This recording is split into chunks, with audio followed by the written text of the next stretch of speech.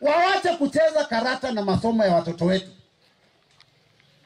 Na ile kitu inanishangaza, nimeona shule kama Kaliluni Primary. Shule ndio number 1 constituency ya Kadhiani. Wanaambiwa watoto wao wa grade 7 watoke waende wakasomea shule ingine. Ile shule wamepelekwa iko nyuma kabisa. Sasa wazazi watapeleka na rao shule ingine kweli kwa watoto wao? Hiyo ndio ile mchezo tunasema watoe kwa Ministry of Education. Kama watoto wanasomea shule fulani, wasome grade 1 mpaka wakamalize grade 9.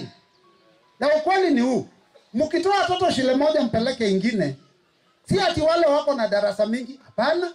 Si ati wako na walimu wengi, hapana. Sasa wacha niwapee hesabu. Watoto wametoka primary schools zetu zikiwa na grade 1 mpaka grade 6. Na walikuwa wanafika 8. So iko darasa 2 hazitumiki. Iko walimu wale walikuwa na wafunza hawajahama wamebaki pale. Na wameenda shule ingine haijaongezwa darasa na haijaongezwa walimu.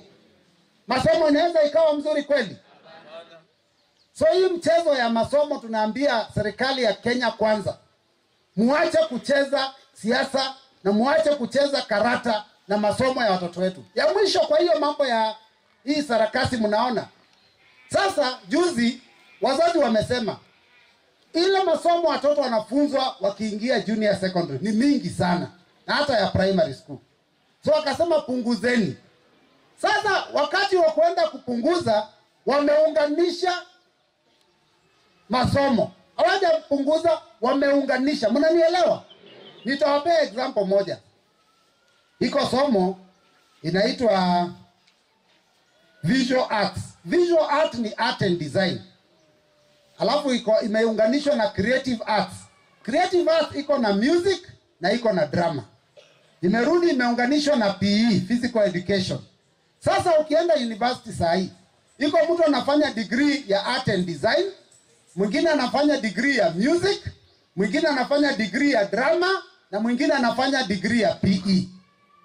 So tukienda shule, ni nani atafunza hii masomo yote? Mwalimu mmoja iko. Na hakuna mwalimu amefunzwa kufunza hiyo somo. Yule anafunza art and design ukimpatia music hata hawezi soma music. Yule amefunzwa PE mambo ya swimming ukimpeleka kwa darasa hawezi kufanya art and design. So ni sarakasi tunachezewa. Na mimi naambia serikali hii mambo tunaona. Ingine mumeunganisha ile ya computer, ya ICT. Wameunganisha hiyo na masomo ingine inaitwa business studies. Haina uhusiano na ingine inaitwa pre-technical. Ile ya technical. Sasa unaangalia vile wamechanganyisha vitu ni mchezo.